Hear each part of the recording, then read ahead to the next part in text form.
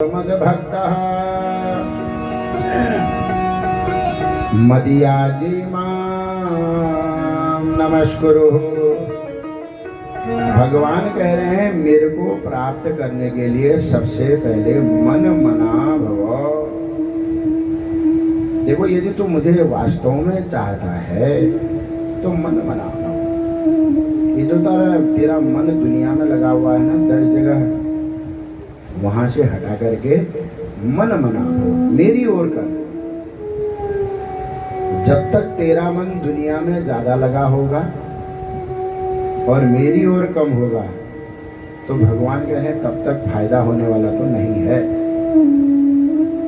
देखो तू जीवन तो तू जिएगा ठीक है, क्योंकि तुझे तेरे शुभ और अशुभ कर्मों के परिणाम से यह मनुष्य देह प्राप्त हुई है। इसलिए सज्जनों ये भगवान का बहुत बड़ा वाक्य मन मना भव। और फिर क्या कह रहे हैं, बोले मद्भक्तः भव। हम किसके भक्त बने हैं? जिससे हमको अनुकूलता होती है हम उसके भक्त बन जाते हैं। भगवान कह रहे हैं मद भक्त भव। तू किसकी सेवा कर रहा है? यदि तू संसार के किसी व्यक्ति विशेष की सेवा करेगा ना, हो सकता है उस सेवा से तुझे वास्तव में लाभ न हो। ऐसा सज्जनों संसार में देखने को मिलता है, जिनके पीछे हम अपना जीवन समर्पित कर देते हैं, लास्ट में हम को त्याग देते हैं। देखो ये संसार में भी तो हम लोगों के पीछे भागते हैं, भक्ति तो है ये भी, लोगों के पीछे भाग रहे हैं, लोगों के लिए काम कर रहे हैं, और जब अवसर आया तो भाग गया साहब, आपको छोड़ करके चले गया। ये देखो क्यों? बोले उसका आपसे स्वार्थ खत्म हो गया है, इसलिए उसने आपका त्याग कर दिया। पर भगवान कह रहे हैं मद भक्त भव। भगवान कह रहे हैं तू एक बार मेरा भक्त बन के तो देख। भगवान कह रहे हैं तू यदि मेरी भक्ति करेगा ना, मैं तुझे किसी परिस्थिति में नहीं छोड़ूंगा। आपने कल देखा गुण निधि का आख्यान आया, जो बातें मैं कह रहा हूं वो पुराण में ही है। कारण गुण निधि जो ब्राह्मण हैं, पूरी दुनिया ने उनको छोड़ दिया, उनके पिताजी ने भी उनका पिंडदान कर दिया। क्यों? बोले मेरे काम का नहीं है। सज्जनों एक बात याद रखना, इस दुनिया के लोग तुम्हें तभी अच्छा मानेंगे, तुम्हें तभी प्रेम करेंगे जब तुम्हारे पास कुछ होगा।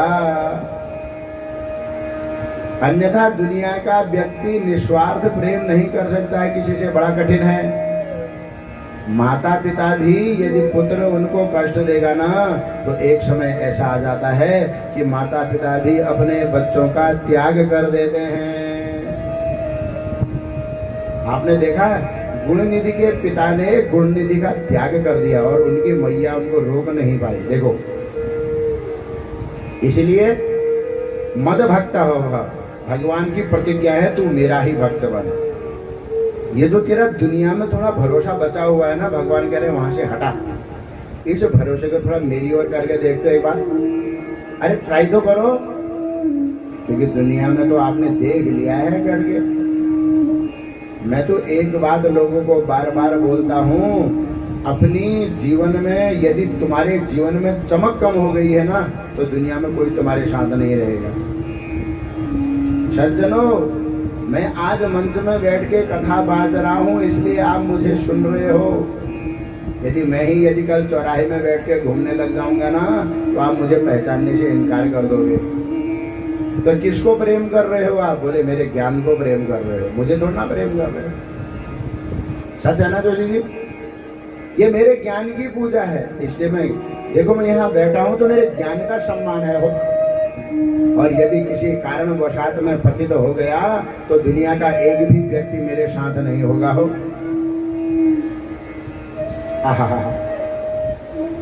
शंकराचार्य जी तो कहते हैं इस संसार में यावत पवनो निवसति देहे तावत पृच्छति कुशलम गेहे गतिवति वायो देहा पाए भार्या बिभ्यति तस्मिन् काये। भगवान शंकराचार्य जी कह रहे हैं तुम्हारे शरीर में जिस समय ये धौकनी बढ़िया चल रही है ना, धौकनी वाले समझते हो प्राण हवा आ रही है ना अच्छी। देखो ये पीछे से कूलर की हवा सबको आ रही है, कितने आराम से बैठे हैं सब लोग। और यदि ये हवा बंद हो जाए तो अरे बोले जोशी जी के वहां आनंद नहीं आ रहा प्रवचन सुनने में। देखो और सज्जनों, यदि तुम्हारे जो शरीर में ये धौकनी चल रही है प्राणवायु, यदि ये बंद हो जाए तो बोले गतिवती वायु देहा पाए। तुम्हारे शरीर में एक वायु चल रही है ना, इस वायु की इज्जत है जो तुम्हारे शरीर में हवा चल रही है अंदर ही अंदर, जिसको श्वास को नीचे ऊपर ले रहे हो, श्वास की बड़ी कीमत है, इसको बचा के रखना। बोले जो प्राण क्रिया पत्नी होती है क्या कहती है बताए? बोले जब श्वास खत्म हो जाती है तो बोले भार्या बिभ्यति तस्मिन् काये। वो पत्नी कहती है ले जाओ अब ये भूत हो गया है।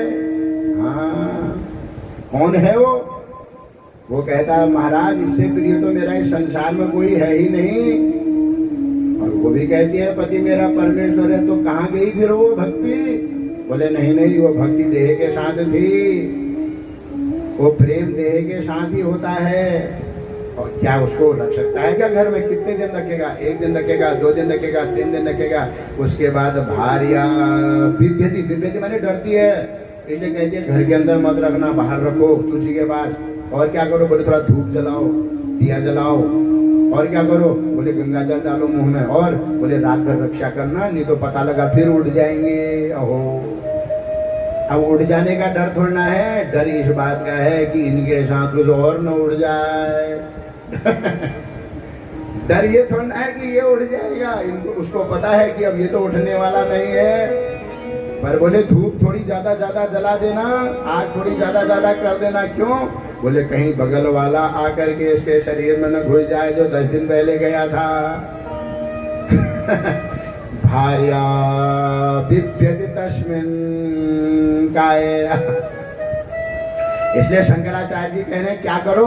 बोले भज गोविंदम, भज गोविंदम। इसलिए गोविंद का भजन करो।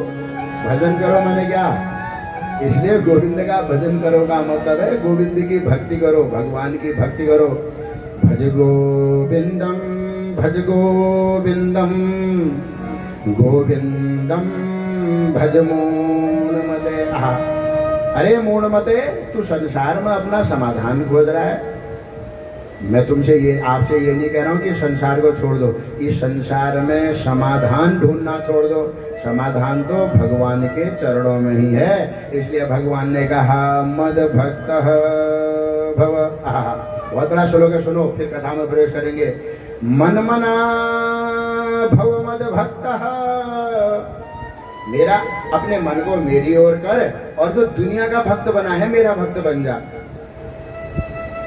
मन मना भव मद भक्त। मदियाजी, बोले याजी, याजी को ना हवन करने ये याजी शब्द जो है ना ये हवन लीजिए प्रयोग करी रहा है, यज्ञ लीजिए, पुष्प पाठ लीजिए। तो भगवान की गुणी भगवान कह रहे हैं मदियाजी, अरे साधक तू ये दुनिया का हवन मत कर, तू मेरे मंत्रों का हवन कर। मदियाजी, तू जो भी देखना देना चाहता है ना मुझे दे।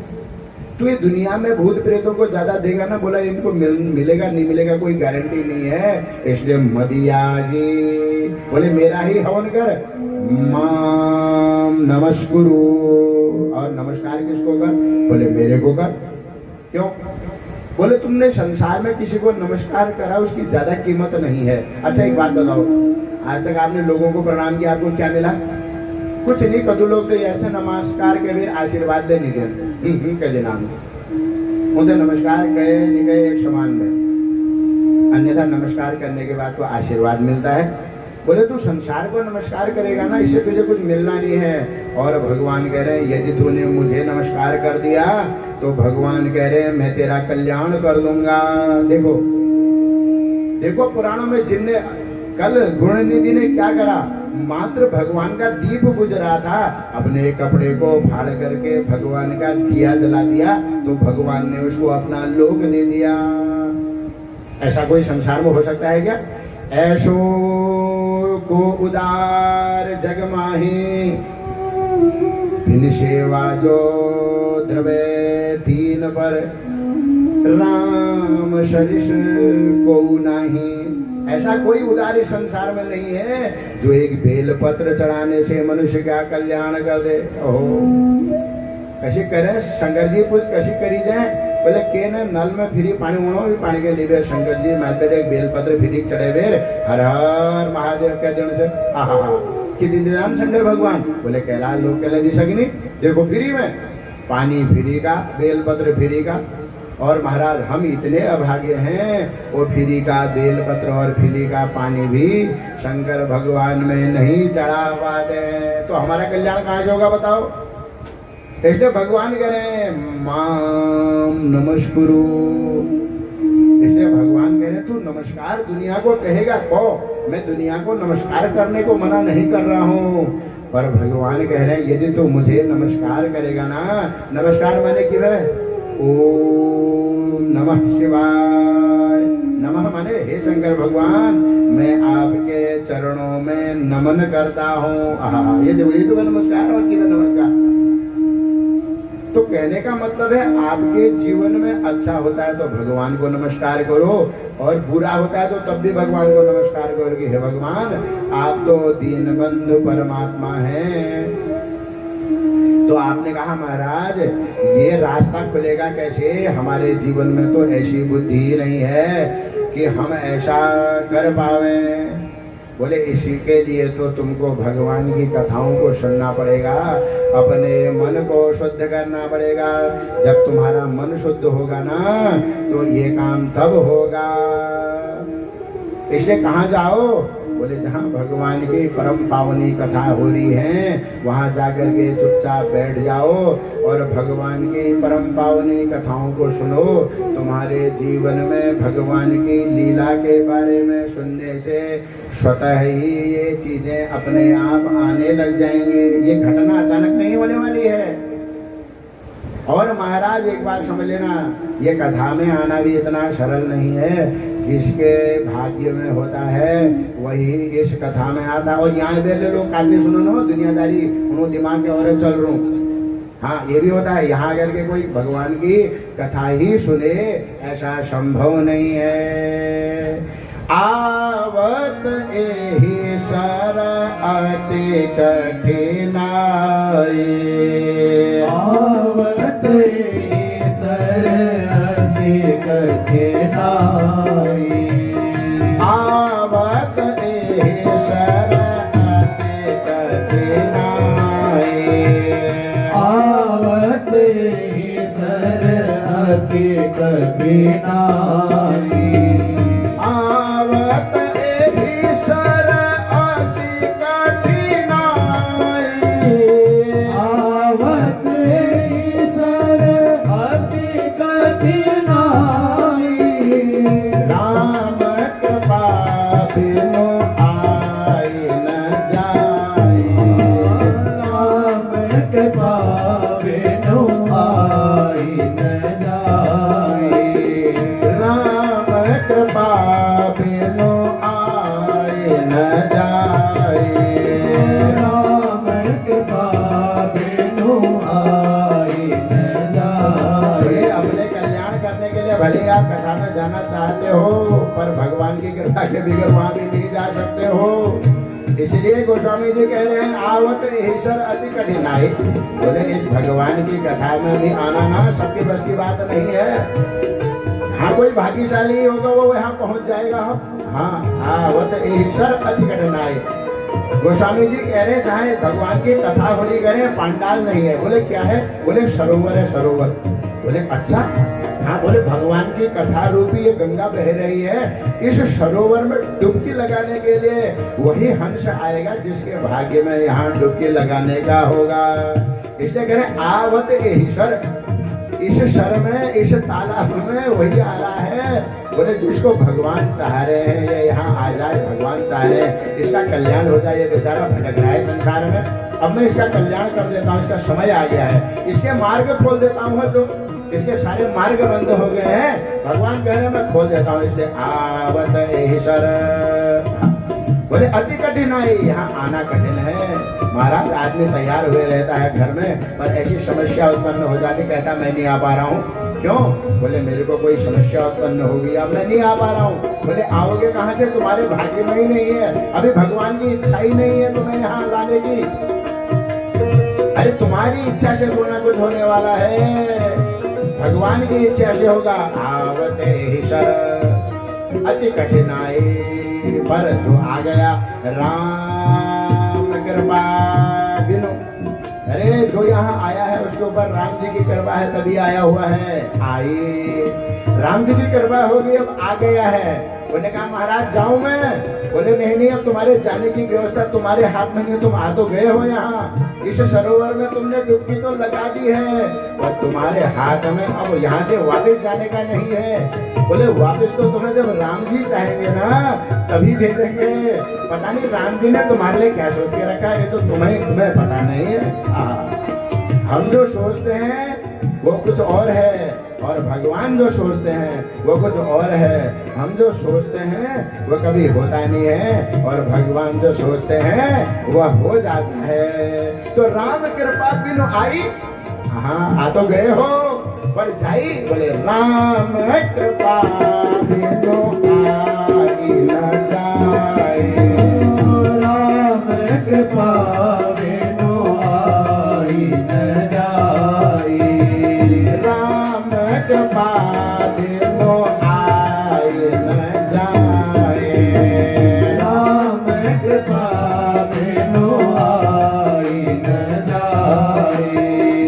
सोई जानाई जेहि देव जनाए, सोई जानई देहि देव जनाए, सोई जानाई जेहि देव जनाए, सोई जानई देहि देव जनाए। जानत तो माहे होए